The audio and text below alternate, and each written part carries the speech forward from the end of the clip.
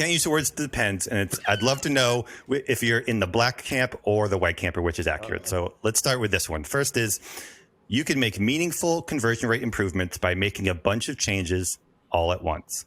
Ooh. Or you should make iterative changes to get cumulative results. Ooh. Which is it? Oh. Dramatic pause. Oh, I don't envy you. Both? What? Smart. That was a synonym. He didn't say it. He didn't say it. It was a synonym. Now delete this episode. No, Cancel this. Hold on.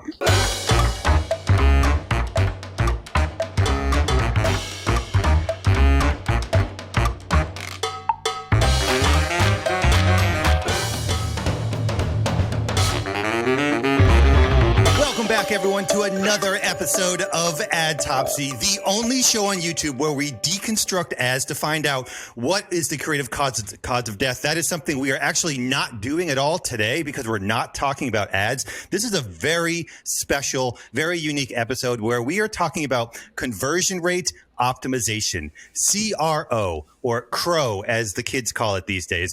And on this episode, we brought the number one CRO Daddy himself, Dylan Ander. Welcome to the show. Woo! We're going to eat some crow. With anyone that says crow. Oh, no, you are the CRO Daddy. It's been official. Well, buckle up for this Like, next if you're hour. going to New York City, are you going to Nick?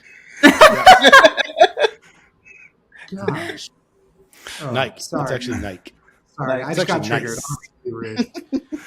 nice. Jess, can we actually start over? Can you do a higher energy intro? That'd be good. Yeah, that was pretty A low. little more out of you, please.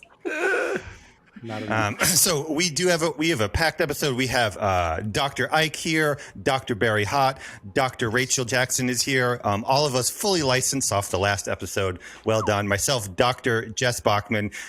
We've already been introduced to the CRO Daddy, but Dylan, why don't you tell people a little bit about yourself?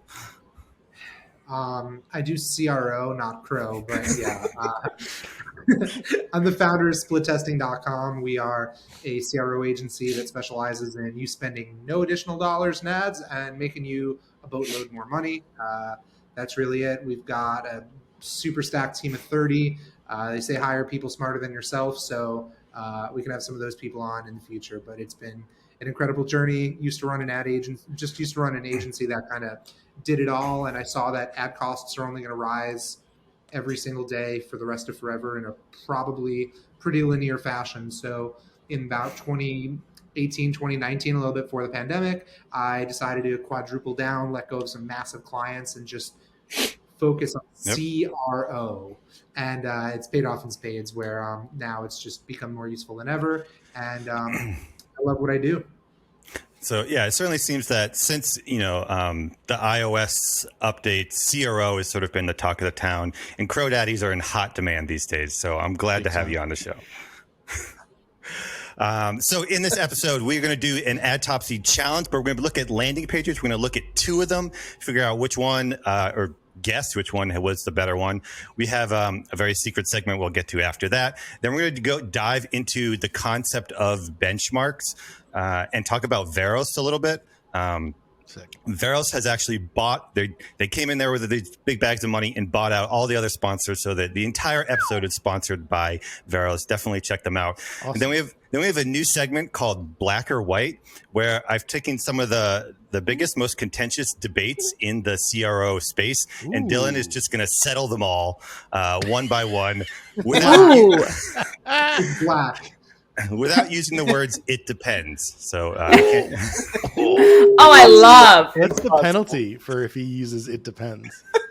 I guess you get canceled or something. We'll see. Okay. And then we have some landing page dissections. Dylan may have brought his own stuff as well. And then if we get to it, we have some explain that tweets at the very end. I pray it's Barry's tweets. I've never, ever, ever tweeted something that would be spicy or have any nuance or gray area. No, and it's not like you have a name for those or like a hashtag. Definitely not. And I wouldn't. Barry, you're a complete angel. It's okay. I don't know what you guys are talking about. All right, so to get started with the Adtopsy challenge, of course, we have to always start with... It's time for the Adtopsy challenge. Only true creative doctors will get it right. Wow. Love that guy. Love that guy. What a talent. What a gem. You know what? The volume was good. Yeah, it didn't blow out my ears this time. I did lower it. So we have two landing pages here. Okay, so we have two landing pages here. I'm just going to click it, see what happens. And hey, Jess, I can't hear the audio from this landing page. Is this broken? Oh, awful. So Dylan, we're going to look at these in mobile. You generally advise looking at mobile rather than desktop? Absolutely. I was going to request it. Okay. What? Why? Why though? Why would we ever look at a landing page on mobile? Anyone? Barry, it's because 80% or more on average of traffic is to mobile. Yeah. You think it's something that would not have to be repeated, but it truly does. Every day of every year. Hey guys, my mom might be watching this. I'm trying to educate all. Right. I mean, it is an important part of this conversation. I did want to bring it up, and I was, obviously that was a joke. I know why, but this is so important, and I still every day feel like I see people not doing this and so focused on the desktop experience just because that's what they see on their desktop because they're working on their desktop. It's one thing I'll say. What matters. People build and are marketers and work on desktop, so it's easiest to check desktop. So one thing I recommend to everyone, which is not just if you do CRO or web design or anything, even if you're a media buyer, we have this little stand that goes like it's a little clip that goes on the side of your laptop or computer, and you put your phone there. It's good to just do not disturb and do that. But whenever you have a website, if you have Mac, I'm definitely team Mac. You can airdrop a URL over to your phone instantly. So I actually almost always have them pulled up at the same time. So big life hack if you guys ever work with websites ever. So have that little clip on the side. It's very important because this mobile view on Chrome browser is not this exact same as your phone. Mm-hmm. Yep. So I'm not going to read all this, but I'm just sort of scroll through it and just sort of name some of the elements. Fly your pride high with a U.S.-made flag that supports American Dream. Okay, selling flags, reviews. Get some 5 out of 5. That was a hard 5.0. It is the perfect flag. Price with a little bit of discount. Upgrade your allegiance. Wow. Ooh. Whoa. Oh, wow, I love that. Is this a real live page? This isn't a joke? No. Oh my God. This is a real live page. And let me say, these two landing pages were brought to us from Kanika from Better Bed Growth. She's one of our favorites. So, love Kanika. Got it's some actually social Hanukkah. Right. Stop. She says that. No, it sounds like. Yeah. Right. I have a chat with her on Slack that says Dylan-Hanukkah. So I wonder if that's what she has it labeled as in her Slack because it would. I don't think she has the option to change it. Well, all right. Feel the confidence. It's more features, vibrant colors, won't bleed. Handcrafted by master seamstress. Superior this is stitching. Insane. Upgrade my flag. This is wild. This is an incredible landing page for a flag. It's right. It's American. Really impressive. Well, you know why? Because it's $175. Mm-hmm. Yeah. Is that a lot of money? I don't understand. Yeah, they're like $20 at Walmart. I mean, I only buy them. Meet your flag. Oh, Meet we your have flag maker profiles. That is bespoke. Do they do bespoke flags? Do I get to choose my fabric? But this is really cool. I mean, look, what I'm saying CTA. is this is rad. Seeing a lot of this as you could just make a PDP and just like it's a flag, and here's the price, and here's what it's made out of, right? And look at this. Look at the format of these reviews. Like that's so crazy. Cool. Postcards. There's just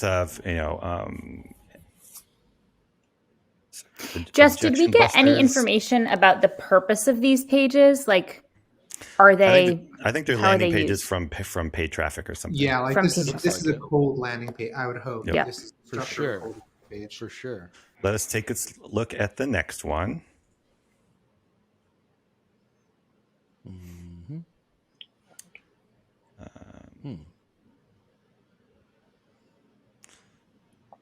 Okay, some social proof here. Reviews.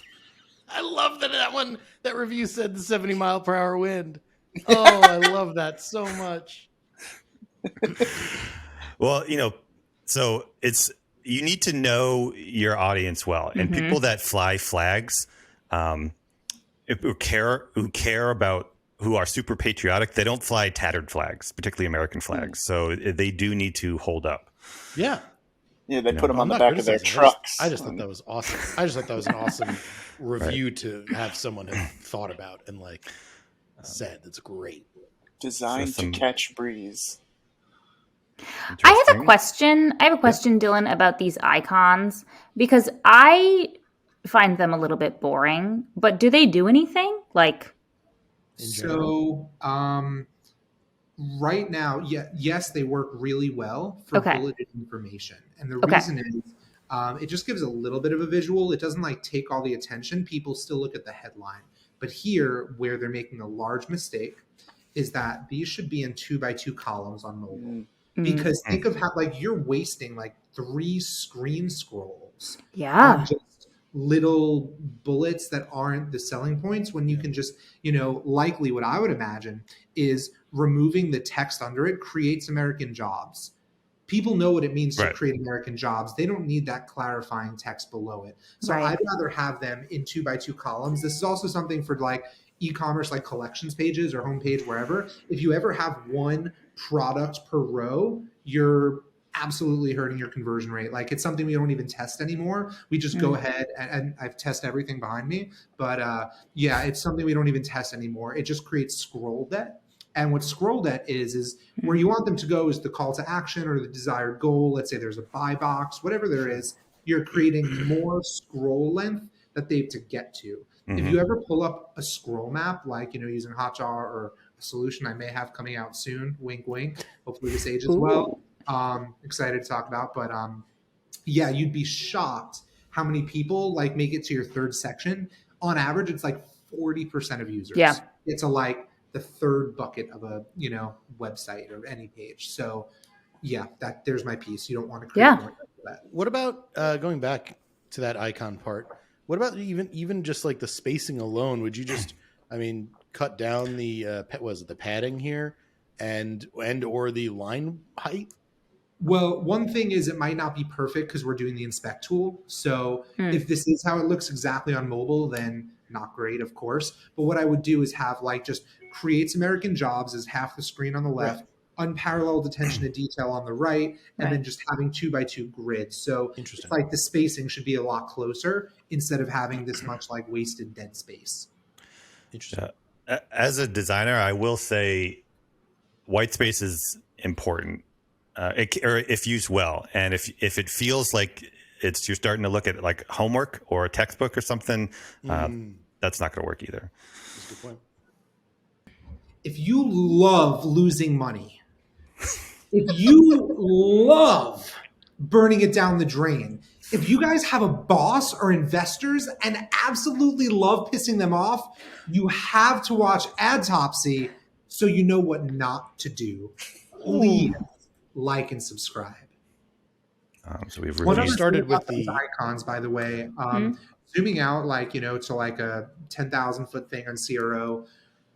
The first part, whenever we sign a client or anything new, the first thing we do is a customer feedback survey, and it's the least utilized thing in every single facet of marketing. I don't care if you're in SEO, email marketing, creative, and media buying, like whatever you do in marketing, you should be asking customers what they want. Because my overlying CRO philosophy, and just a lot of people who've even taught me, is whoever understands their customers the best wins. So what we usually do is we ask a question of what's most important to you when buying American flags, if we're sending it out to their email list. And you just list all the value propositions. They'll just click which ones are most important to them. And bada bing, you have which one should go in. Catch the Same breeze. with value props on ads or anything else. It's like, let them do the work for you. Just ask the customers and they'll tell you what to do your CRO on. Like, pretty simple. So highly overlooked. And that's one thing that the icons also make me think of, because we do that every single time. Do any of these, I just realized, are there any bullets in the site that mention whether or not you should, Zuckerberg approves of the flag as it is in my background here? If you can't see in my background here, Zuckerberg's flying his flag while hydrofoiling or whatever it's called. my Zuck shrine. So I wonder if these flags are good enough for him or for hydrofoiling or whatever it is he's doing. You should ask him. Yeah, let me text him. Yes, if you want to go back above the fold, I'm happy to kind of like go up and down, right? To kind of give it a little let's first get to the end and then decide which one is better, and then dig into them both. So reviews again. I do like that image. That was kind of one of the first lifestyle-y images I've seen in either of them. That one's good. I like that. Is that halfway through the site or somewhere? Yeah, it feels far. We're below halfway. Yep. Yeah. Lots of CTAs here. Lots of buttons. All right, and then so of these two pages, do we know? So, if you think it's this first one, hold up the first finger. If you think it's this second one, hold up two fingers. Okay? And we're all going to vote in 3, 2, 1, go. 2, 1, 1. Did you vote, Jess? No, I already know which one it is. Oh, jeez. Okay, so which one was working was this first one. Hell yeah. On Unbounce. That was, by the way, partially how I guessed, because I saw this one was on Unbounce. And I kind of... Oh, Barry. What? It says it right there. And I was... look, it doesn't mean it's better. It was a data point that I used. But also everything else led me to... That was the last thing that made me think that it was better. I really didn't like the font in the second one. And I don't know if font matters. I mean, I guess a designer would say it was. But I don't like that. It doesn't look like heritage to me. The first one does. One of the things that I've found out is that guessing performance on CRO is much harder than guessing performance on ads, I feel. And so, Dylan, you guessed this one. I'm curious why you felt this one performed better. Actually, before you answer that, how do you feel in this moment? What's the big feeling that you feel that you got this right? Like a giant sigh. Yeah. So, we've all been there. Yeah. So the reason why I went with one is actually a large majority of just above the fold. And it's mainly the headline. So wait, you went with one or two? I voted 2. Right. Yeah. Okay. This is 2. Yeah, this is 2. So meet the highest quality USA-made American flag you'll ever own. Now let's go to the other one. Support your Fly your pride high with the US-made flag set that supports the American dream. Yeah, this is a terrible phrase. So the thing is, headline is the first thing you see along with that photo.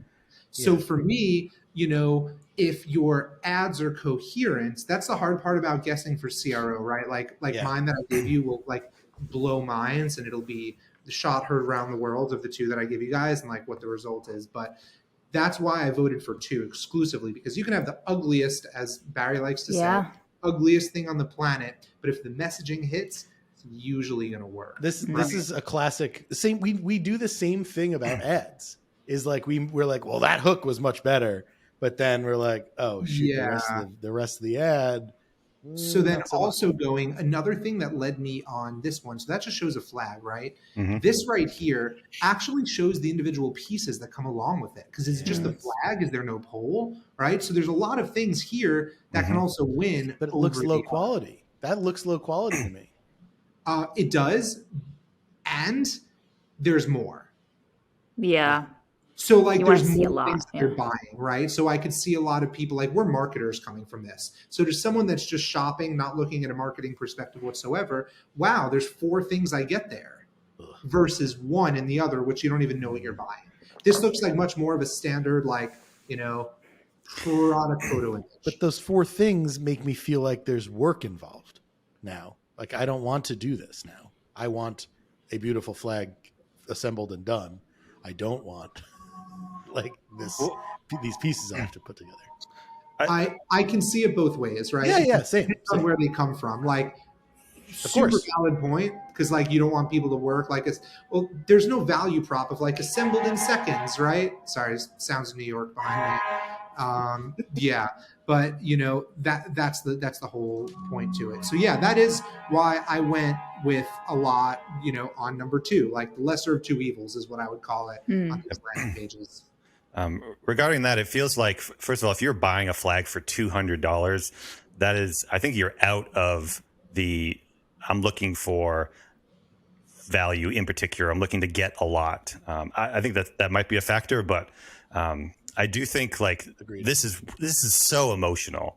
Like upgrade Yes. your allegiance. Like it's almost, it is over the top. It's a bit 100% over the top. Can you go back to the text, the headline? Because I wanted to agree with Dylan about this. Like, I first read this and I was like, oh my God, this It's is a not good. mouthful. This is long. The only thing I liked about it is there's a your. I like a your statement. Fly your pride high. Like, that's hitting home. And the second one really does not connect at all. What was the second one again? Meet the highest. No, you've already lost me at meet. Yeah, Absolutely not. It is not what anyone wants to read or hear. I mean, I could be wrong, right? But like, that's No, I agree. That's not human focused. That's not I guess appealing. I'd also say that I'm actually only reading the first 4 words. And so what is it, Jess? It's fly your pride high or something. Yeah. Boom, And done. if that's all I'm reading, I'm like, okay, that's, and then you just kind of keep scrolling because I'm not reading the rest of that sentence. Spicy. I've got uber spicy, which I know this one's all about. So go back to the second one. This is fun. So first off, Barry, there is a you'll ever own. Yeah, Right. I know. Half, but the first. It's what, 10 words in? Here's the thing. So go to the first one again. When I was first reading it, fly your pride high.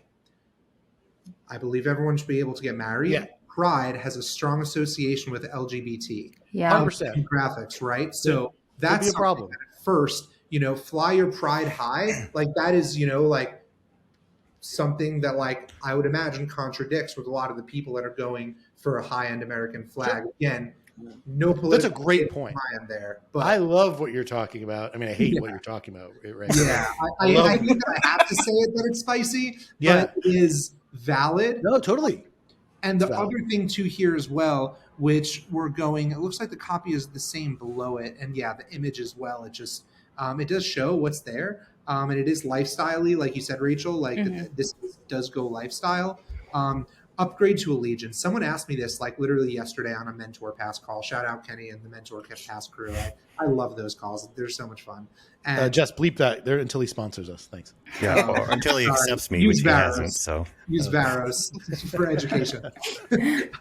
So upgrade. So people were asking me if like mission driven, like, or value proposition driven call to actions work. And my exact answer was only earlier in the funnel or like homepage, and like pretty much homepage is the only time I ever see this work, because you're not like, think of a call to action. Like when you're right about to check out, I'm not asking you to upgrade your allegiance or like, like Right. I'm asking you to now. Like call to action buttons, the way that you have to read them is literally what you would say. Like if you are giving your grandmother directions on what to do next, I'm not going to say, yeah, grandma, upgrade to allegiance. Say, check out or buy now or get this or buy this flag. So you need to be able to speak out loud the call to action text. So it's like people overcomplicate it a lot in tests. It's like if it's passable for something that you can say as the next step that they're taking, cool. Like shop now would not make sense there because you're not asking them to shop, you're asking them to buy. So buy now is likely what I would do. Get my flag set. I also have found that like the really direct just buy now, like just tell them what to do at that point. Sure. I'm going to change all of our brands to upgrade. Yeah, your Yeah. I hear what you're saying, but it's good that they start this way. But it's not like if I see upgrade my allegiance multiple times, I'm like, guys, stop.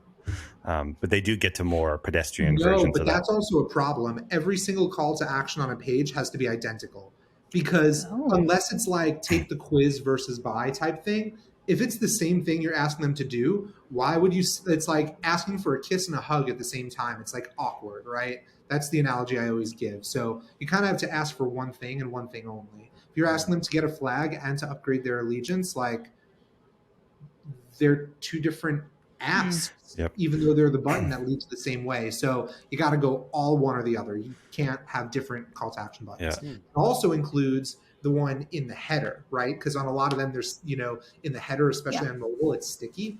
That one has to match all the ones down as well. If those contradict, conversion rate will typically go down as well. So we could go on both these pages forever, but need to continue on for the show. But it's always interesting with CRO because objectively, this headline is worse, but it's a thing where some elements are helping and some elements are not helping, and you do like a side by side test and you don't know which is which. I also wish I saw the ad, right? Because if we had the ad and the landing page next to each other, maybe next time I come on, which I'll say it's fine always, we should have the ad and the landing page next to each other because that would be like super interesting because it is how a landing page performs. Okay, so moving on to this very special segment here. Just wanted to give a belated happy birthday to Barry. Is that me? This is the AI version of you on your birthday. Thank you. You did it, Barry. Well done. And since I know you're such a fan of our jingle masters, we have a very special jingle just for you.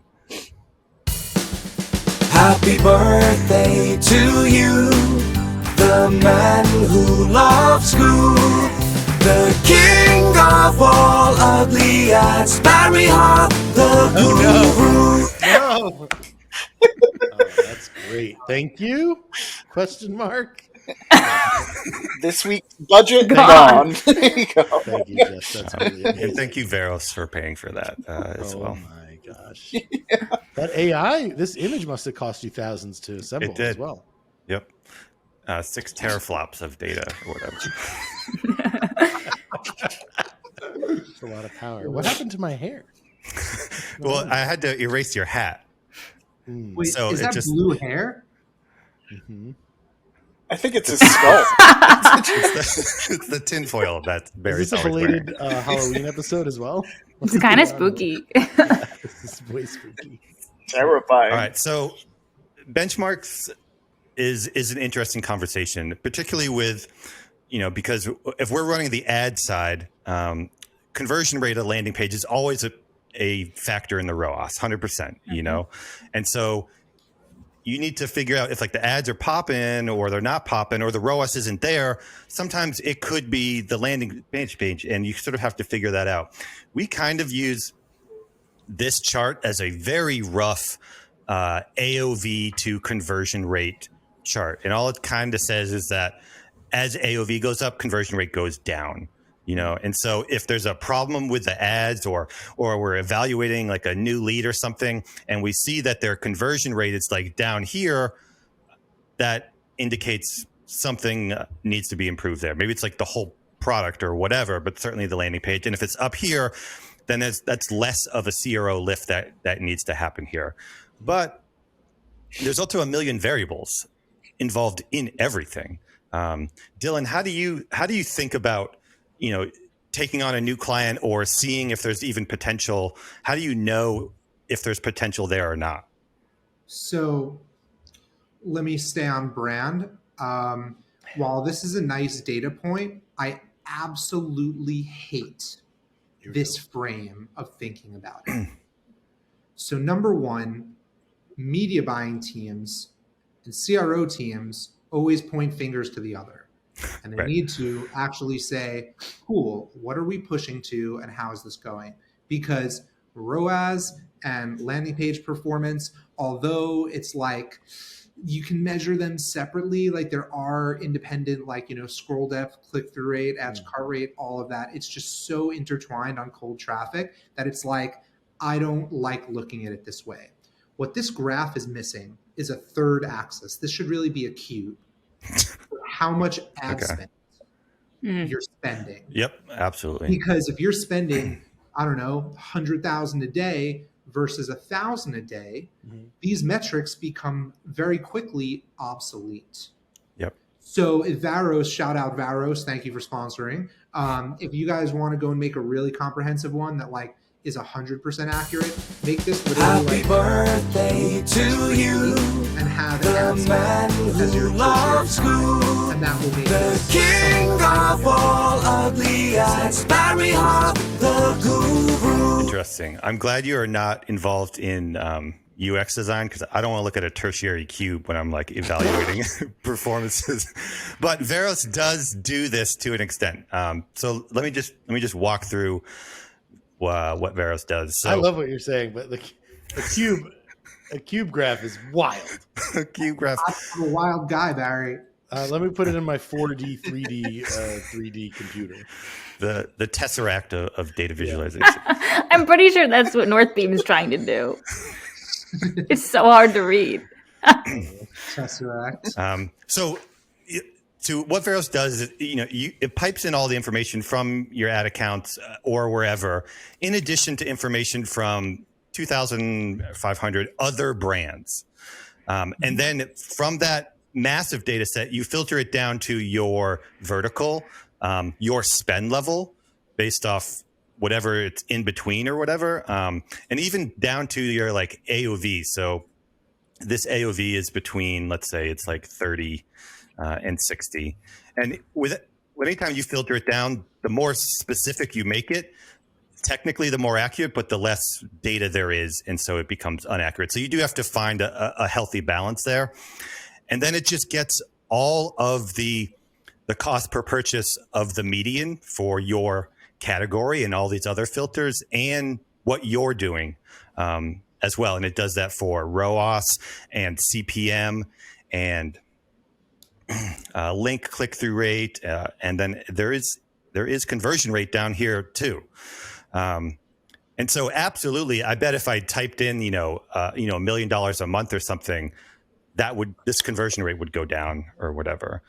But that is how you get that fifth dimension in there, is you just isolate to where your specific niche is. And like this, the only way to get this information otherwise is to talk to other people in the community, which is not very scalable. And because every brand is different, and everyone's experience is different. So even talking to other people has huge caveats, which is why, and one of the reasons why agencies have an advantage over in-house is because agencies see a lot of stuff. Yeah. They see a lot of data. And in-house, you're just kind of like, am I crushing or not? I don't know. And so it's real hard for in-house people to get that information. So, Barry, do you use Varos? I do. I also will note they've sponsored me in the past, and I hilariously would normally hate something like Varos, except that they pay me. No, I'm just kidding.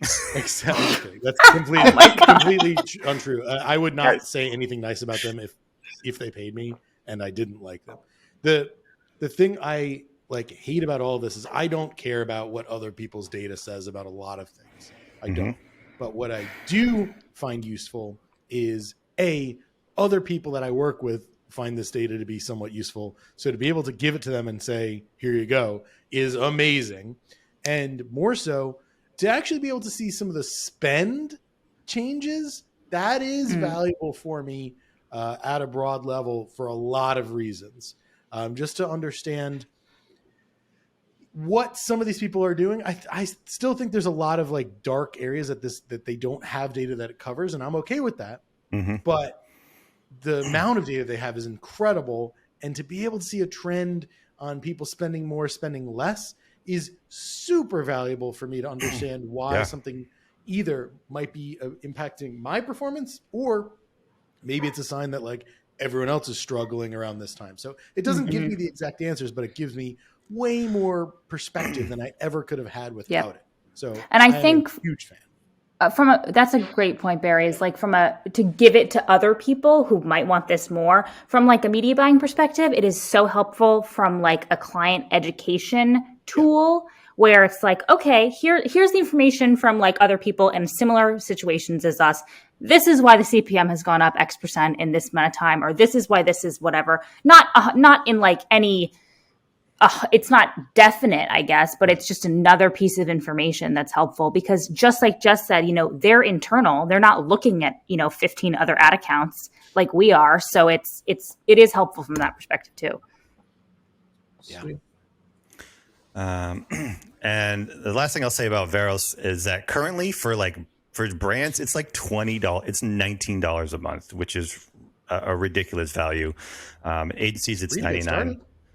And so I bet you, and so they're growing and they're adding in Klaviyo data and all sorts of other things. And I bet you, with a lot of growing SaaS companies, if you can get in at $20 a month and be grandfathered, like this price is not going to last as they grow and get more popular. So worth investigating 100%. I may or may not have spoken with Varos like yesterday and told them to raise their price. Literally not kidding. They should. This is ridiculous for $19 to have the peace of mind of a brand of seeing what other people are doing and getting answers to those questions. Because the other ways of doing this, like getting into the Foxwell community or having this huge network or whatever. Even then, it's all biased. The more and more and more and more data that you can get, the Twitter sphere is like brings less bias. Yeah. And it's not 2,500 data points. Like in Varos, that's what that cohort you were in. It was like 2,500 different shops. It's a lot. Yeah.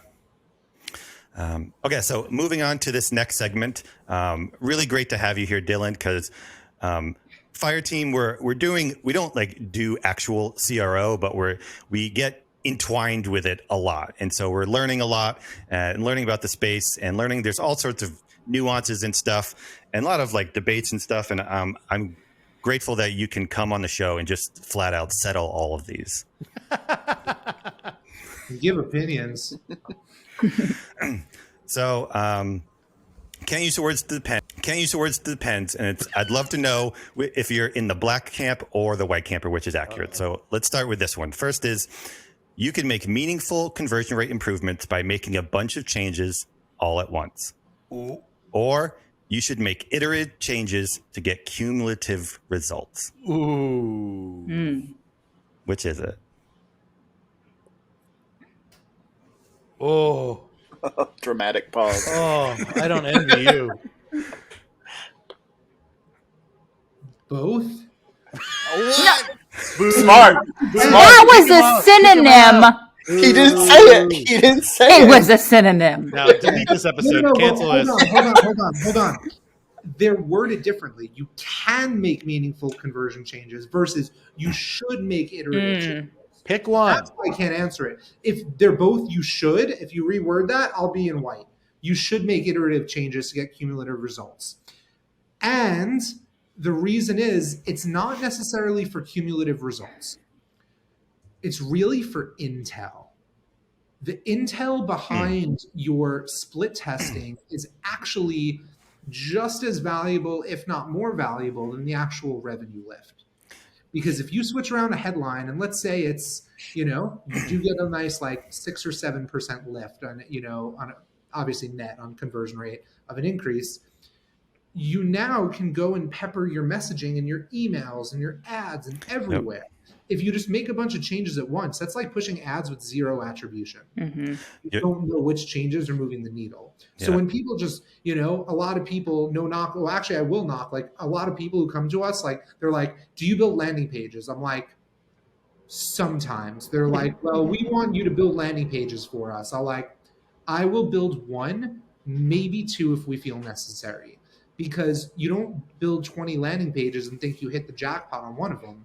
The way you really win and hit the jackpot is have one landing page that works and split test that one 20 times, and that's how you absolutely find a beast of a landing page. Yeah, but then how do you get from like a page that we just read, the one we did a little while ago, the Allegiance one, from that, how do you get to testing let's say you want to do a listicle against that, right? Or a quiz instead of that. That's when I would make a new landing page. Okay. Because you can't iteratively split test a cold direct response lander to a listicle.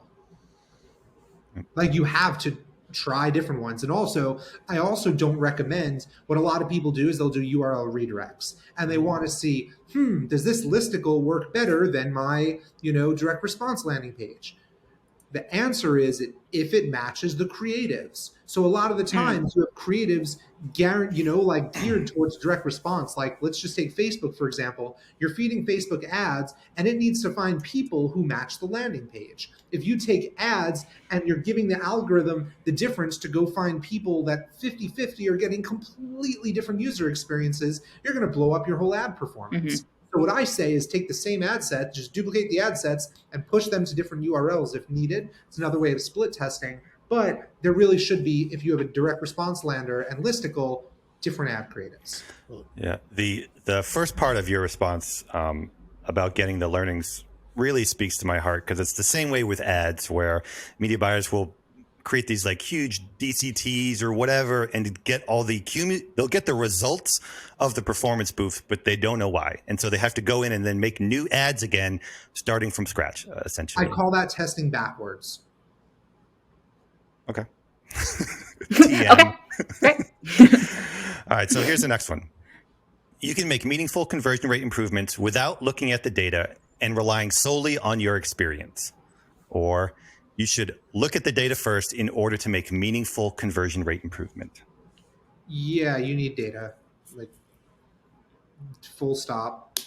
Fight me otherwise. I'll give my address.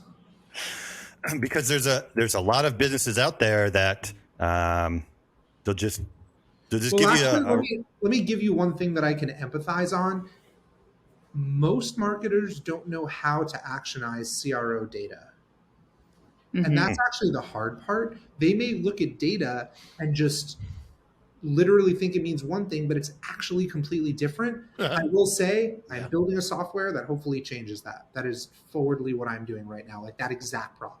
Hey guys, I hope you've been enjoying this episode. It actually went on for another like 45 minutes after that.